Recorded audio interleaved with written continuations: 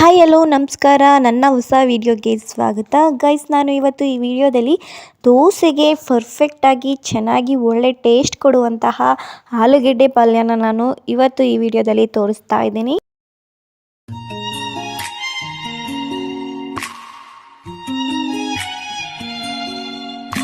Friends, ನಾನಿಲ್ಲಿ ಒಂದು ತಪ್ಪಲೆಗೆ ನೀರು ಹಾಕ್ಕೊಂಡು 3 ಆಲೂಗೆಡ್ಡೆನ ಈ ರೀತಿ ಕಟ್ ಮಾಡಿಕೊಂಡು ಚೆನ್ನಾಗಿ ಬೇಯಿಸ್ಕೊಳ್ಳೋದಕ್ಕೆ ಅಂದ್ಬಿಟ್ಟು ನೀರೊಳಗಡೆ ಹಾಕ್ಕೊಳ್ತಾ ಇದ್ದೀನಿ. ಗೈಸ್, ನಾನು ಯಾವುದೇ ರೀತಿ ಕುಕ್ಕರಲ್ಲಿ ಆಲೂಗೆಡ್ಡೆನ ಬೇಯಿಸ್ಕೊಳ್ತಾ ಇಲ್ಲ, ಈ ರೀತಿ ತಪ್ಪಲೆಲ್ಲೇ ಬೇಯಿಸ್ಕೊಳ್ತಾ ಇದ್ದೀನಿ. 3 ಆಲೂಗೆಡ್ಡೆ ಅಲ್ವಾ, ಸೊ ನಾನು ತಪ್ಪಲೆಲ್ಲೇ ಈ ರೀತಿ ಚೆನ್ನಾಗಿ ಬೇಯಿಸ್ಕೊಂಡು ನಮಗೆ ಯಾವ ರೀತಿ ಎಷ್ಟು ಗಟ್ಟಿ ಬೇಕು, ಎಷ್ಟು ಮೀಡಿಯಮ್ ಗಟ್ಟಿ ಬೇಕು ಅಂತ ನೋಡಿಕೊಂಡು ಸ್ಮ್ಯಾಶ್ ಮಾಡ್ಕೊಂಡಿದ್ದೀನಿ.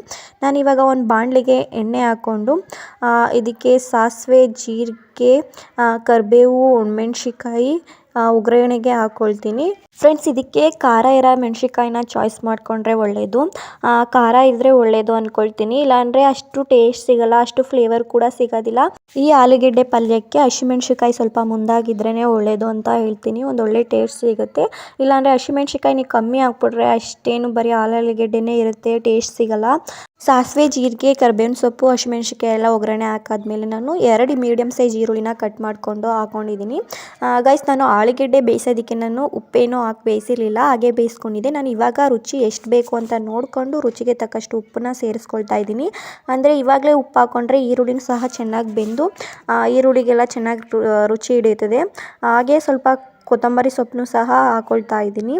ಈರುಳ್ಳಿ ಎಲ್ಲ ಚೆನ್ನಾಗಿ ಬೆಂದ ಮೇಲೆ ನಾನು ಅರಿಶಿನ ಪುಡಿನ ಹಾಕ್ಕೊಳ್ತಾ ಇದ್ದೀನಿ. ಜಾಸ್ತಿ ಅರಿಶಿನ ಪುಡಿ ಹಾಕೋಕ್ಕೆ ಹೋಗಬೇಡಿ, ಫ್ಲೇವರು ಆಮೇಲೆ ಟೇಸ್ಟು ಬೇರೆ ರೀತಿ ಆಗಿಬಿಡುತ್ತೆ. ಸ್ವಲ್ಪ ಮೀಡಿಯಮ್ ಆಗಿ ನಾನು ಅರಿಶಿನ ಪುಡಿನ ಹಾಕ್ಕೊಂಡಿದ್ದೀನಿ, ಜಾಸ್ತಿ ಹಾಕ್ಕೊಂಡಿಲ್ಲ. ನೀವು ನೋಡ್ಬೋದು ಗಾಯ್ಸ್, ಇಷ್ಟು ಮೀಡಿಯಮ್ ಆಗಿ ಅರಿಶಿನ ಪುಡಿ ಇದ್ದರೆ ಸಾಕು. ನಾನಿವಾಗ ಚೆನ್ನಾಗಿ ಬೇಯಿಸ್ಕೊಳ್ತೀನಿ. ಈರುಳ್ಳಿ ಎಲ್ಲ ಚೆನ್ನಾಗಿ ಫ್ರೈ ಆಗಬೇಕು.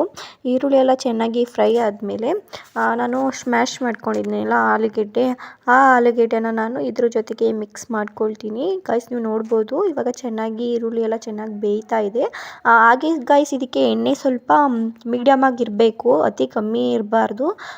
ಈರುಳ್ಳಿ ಬೇಯ್ತಾ ಇದ್ದಾಗ ಸ್ವಲ್ಪ ಎಣ್ಣೆ ಕಾಣಬೇಕು, ಆ ರೀತಿ ಸ್ವಲ್ಪ ಎಣ್ಣೆ ಇದ್ದರೆ ಚೆನ್ನಾಗಿ ಮಿಕ್ಸ್ ಆಗುತ್ತೆ ಆಲೂಗೆಡ್ಡೆ ಜೊತೆಗೆ. ಇವಾಗ ನಾನು ಆಲೂಗೆಡ್ಡೆನ ಚೆನ್ನಾಗಿ ಮಿಕ್ಸ್ ಮಾಡ್ಕೊಳ್ತಿದ್ದೀನಿ. ಗಾಯ್ಸ್, ಈ ಚೆನ್ನಾಗಿ ಎಲ್ಲ ಮಿಕ್ಸ್ ಮಾಡಿದ್ಮೇಲೆ ಒಂದೊಳ್ಳೆ ಲುಕ್ಕೆ ಕೊಡುತ್ತೆ. ನೀವು ನೋಡ್ಬೋದು ಹೇಗೆ ಕಾಣಿಸ್ತಿದೆ ಅಂತ. ಟೇಸ್ಟ್ ಕೂಡ ಚೆನ್ನಾಗಿತ್ತು ಅಂತಲೇ ಹೇಳ್ತೀನಿ.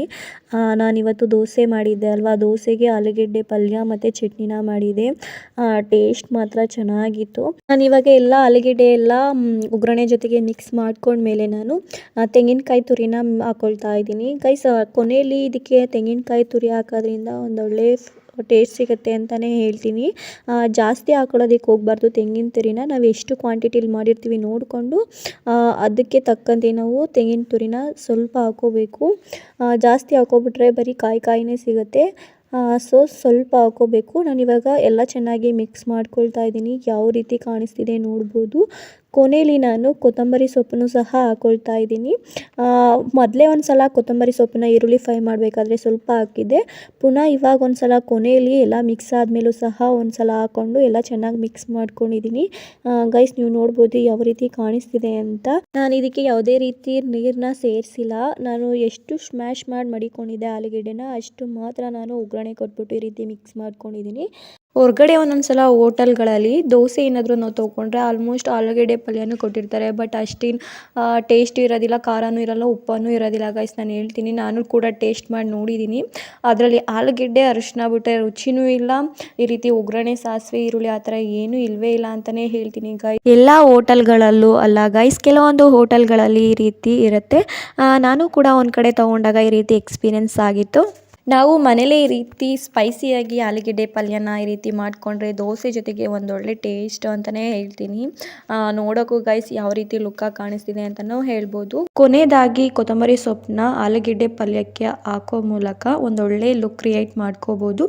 ಗೈಸ್, ನಾನಿವಾಗ ಚಟ್ನಿ ಮತ್ತು ಆಲೂಗೆಡ್ಡೆ ಪಲ್ಯ ಜೊತೆಗೆ ದೋಸೆನ ಸರ್ವ್ ಮಾಡ್ಕೋತಾ ಇದ್ದೀನಿ. ಒಂದೊಳ್ಳೆ ಲುಕ್ಕೇ ಕಾಣಿಸ್ತಿದೆ. ಟೇಸ್ಟ್ ಕೂಡ ತುಂಬ ಚೆನ್ನಾಗಿತ್ತು ಅಂತಲೇ ಹೇಳ್ತೀನಿ.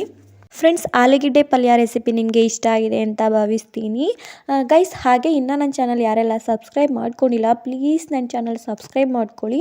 ಹಾಗೆ ಯಾರೆಲ್ಲ ನನ್ನ ಚಾನಲ್ ಆಲ್ರೆಡಿ ಸಬ್ಸ್ಕ್ರೈಬ್ ಮಾಡ್ಕೊಂಡಿದ್ದೀರಾ, ಪ್ಲೀಸ್ ನನ್ನ ಚಾನಲ್ ವೀಡಿಯೋಸ್ನ ಹೆಚ್ಚು ಹೆಚ್ಚು ನೋಡ್ತಾ ಸಪೋರ್ಟಿಂಗ್ ಮಾಡಿ ಅಂತ ಹೇಳ್ತಾ ಈ ವಿಡಿಯೋ ಇಲ್ಲಿಗೆ ಎಂಡ್ ಮಾಡ್ತಾ ಇದ್ದೀನಿ. ಐ ಹೋಪ್ ನಿಮಗೆ ಈ ವಿಡಿಯೋ ಇಷ್ಟ ಆಗಿದೆ ಅಂತ ಭಾವಿಸ್ತೀನಿ. ಹೀಗೆ ಹೆಚ್ಚಿನ ವೀಡಿಯೋಸ್ಗಳಿಗಾಗಿ ಪ್ಲೀಸ್ ನನ್ನ ಯೂಟ್ಯೂಬ್ ಚಾನಲ್ನ ಸಬ್ಸ್ಕ್ರೈಬ್ ಮಾಡಿಕೊಂಡು ಸಪೋರ್ಟಿಂಗ್ ಮಾಡಿ. Thank you all.